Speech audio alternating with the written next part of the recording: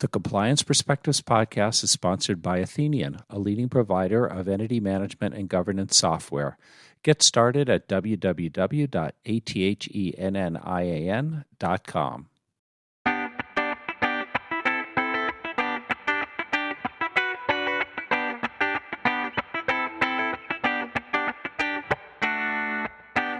Welcome to the Compliance Perspectives podcast. I'm Adam Turtletout from the Society of Corporate Compliance and Ethics and Healthcare Compliance Association. Joining us today from Cambridge, Massachusetts is Matt Kelly. Matt is well known as the editor and CEO of RadicalCompliance.com. And today we're going to be talking about what's going on in the compliance job market. Matt is a regular writer about the topic, and we thought we would tap into him. Matt, thanks for joining us. Overall, what are you seeing? Is the job market for compliance officers holding, growing, or shrinking? So the honest answer, Adam, is that nobody knows for sure because solid statistical evidence is hard to find. I can give you some stats in a moment, but I think that broadly speaking, the market is holding but transforming around the edges. And the big frustration, and I've grappled with this for years, is that nobody actually knows exactly how large the compliance market is. I did once dork out on this a couple of months ago, where I went to the Bureau of Labor Statistics at the Labor Department and I looked up. They track how many compliance officers are there. Well, in 2023, there were 404,000. They estimate that by 2033, there'll be 426,000. Now that's an improvement of like 5 point some odd percent, but they categorize compliance officers as mostly financial firm compliance officers. Now that's part of the compliance community, but it's not the same as an ethics and compliance officer at, say, a mining concern or a retail outlet or something like that. What about an internal auditor who takes a compliance officer role? What about a compliance officer who moves into audit, or you go from a law firm to a compliance role, or vice versa? Like there's a lot of fuzziness around the edges of how big the compliance job market is, and we struggle with that. I can say that anecdotally, what I hear from recruiters is that the demand for compliance officers is still strong, even though the specific duties might be changing a bit. It's much more about, say, data management or risk management than it would have been just knowing the statute of the Foreign Corrupt Practices Act 15 years ago. The recruiters say, yes, we still have lots of pipeline we're looking to fill, but at the same time, anecdotally, I hear from compliance officers that it takes forever to find a job.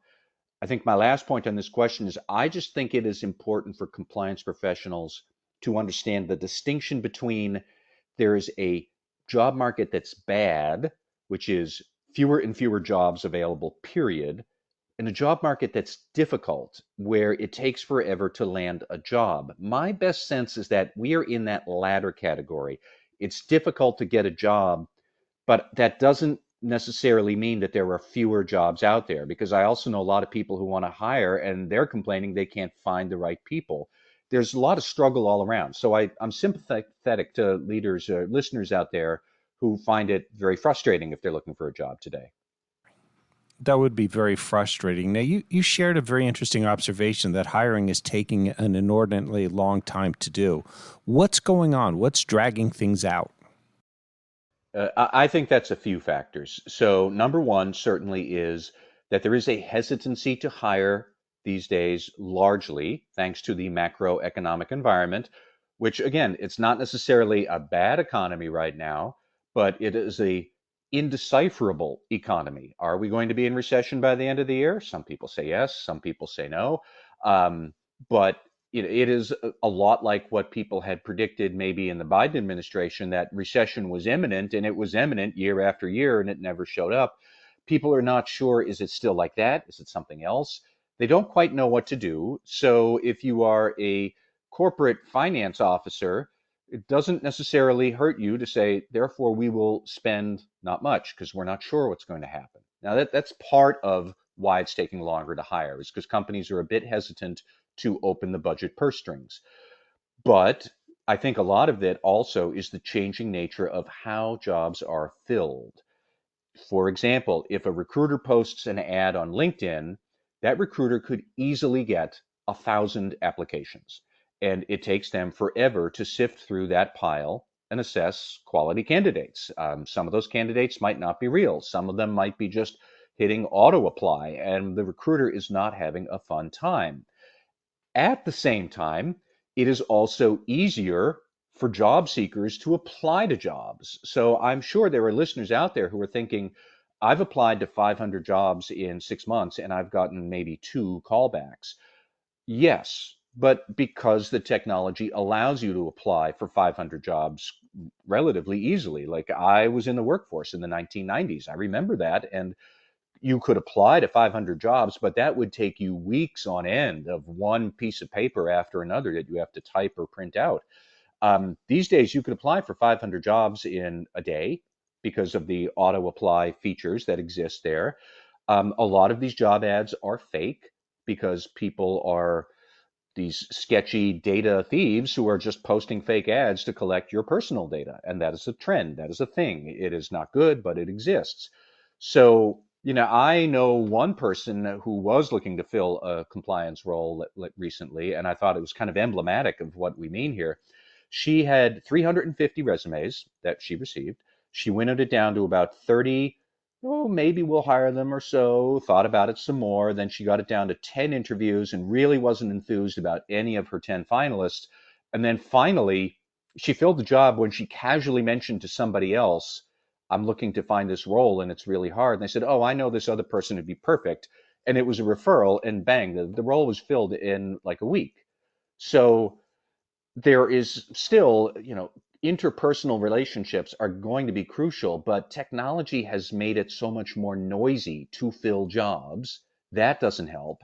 And then there's economic uncertainty that makes it worse. So that's why I say the job market is difficult. It's difficult to get a job, but that is not the same as saying we don't need people with compliance skills. Companies desperately need people with compliance skills, but actually finding them and filling the people and getting the right people in the right place, that is excruciatingly difficult for a host of reasons that don't have much to do with the actual need for the candidate, which is still there. You mentioned data and risk management. What other skills are employers looking for? Well, I have thought about this a lot because clearly the regulatory enforcement climate in the United States in particular, it's changing. It's getting easier in many ways. It's getting lighter in many ways, not in every way. And in some ways, the Trump administration is even harder on enforcement. But it's not going to work to make the argument that you should hire me because I am really good at handling regulatory enforcement and I can make those regulatory threats fewer. And when we pay a penalty, it'll be smaller. That might work in a highly enforcement era. We're not in that era, but that changes therefore what you'd actually want to help, what you want your company to do. And I would recommend that people say, look, regulatory enforcement's never going to fully go away, and I can help you with that. But you, company, keep in mind, regardless of the regulatory environment, you exist in a very difficult, interdependent, highly risky environment. My skills as a compliance officer are just as good to help with those operating risks. Third party risk management, I think, is a great example of this. Third party risks are a chronic source of regulatory enforcement. They have been since time immemorial. They probably still will be. But that aside, dealing with third parties is something all companies must do. And they're going to deal with more third parties because, for a host of technology reasons and financial reasons, it's just easier for big companies to outsource things. And a lot of corporations now, they're managing and relying on third parties to do stuff.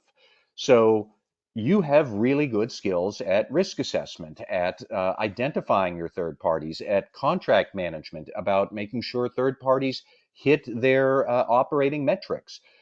A lot of that had to do with originally anti-corruption, but it is also true with cybersecurity, data privacy, cost uncertainty. If there's a very valuable supplier who suddenly goes belly up and now you don't have a supplier for your critical component, why was the company caught with its pants down on that?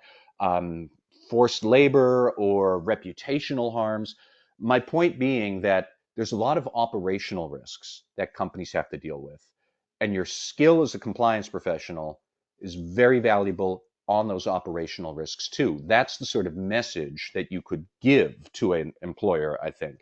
It's not just about helping them avoid the bad stuff from a regulator. It's also about how we can help you grow smartly in a very risky, uncertain global economic world, which you're going to have to grow in that world anyways, dear company. Wouldn't you want somebody who can help you grow in a smart, resilient fashion? Like that's the plug at its simplest level. And that's the sort of thing I think I would emphasize. And we can talk about other specific disciplines like AI or cybersecurity or privacy too, if we want. But fundamentally, it's a shift in mindset from I can help you avoid cost to I can help you grow smartly in a difficult world. That's the message. It's funny, there's a bit of a theme here. I recorded another podcast today with two professors, business school professors, who'd written about taking a less defensive and more offensive role for a compliance officer, and it fits with what you're saying. So let's take this to the next step. I'm a compliance officer. Let's say I'm looking for my next role. What should I be doing to help ensure that I'm presenting myself correctly in the resume, in the interviews, so that I can move forward when talking to the employer or the headhunter? Well, certainly you need to match up just nuts and bolts, your experience and what you have on your resume and the keywords fit the job description to a T. And there are actually now AI tools that not only help the company find the right candidate, but there are AI tools out there for the candidate to help tailor your resume to the perfect to be perfect for the job opening. And you could do some of that. I do think that for so long, we've talked about how a compliance officer adds value to their company. Well, we say that you have to know the business. I think that's very true still. And it's even true in the hiring phase that you can say, I know how this business, this industry, and your specific company, like I get how you work. I understand how you make money.